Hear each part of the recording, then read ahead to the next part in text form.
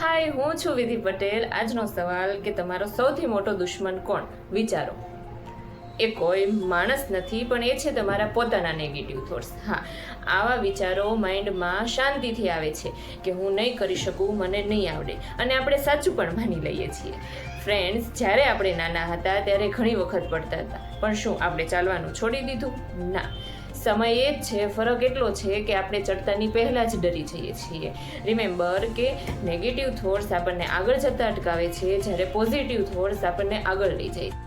જ્યારે મન કહે કે હું નથી કરી શકતો, ત્યારે દિલથી કરો, મને બધું જ આવડે છે. જ્યારે મન કહે મારી પાસે કશું નથી, ત્યારે દિલથી કહો કે મારી પાસે બધું જ છે.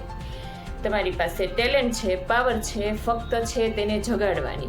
તો આજથી જ નિર્ણય કરો કે બધા જ નેગેટિવ થોટ્સ મનમાંથી બહાર કાઢીશ અને એક નવા પાવર સાથે, કોન્ફિડન્સ સાથે, ટેલેન્ટ સાથે. Because when you change your thoughts, you change your life. Thank you for watching.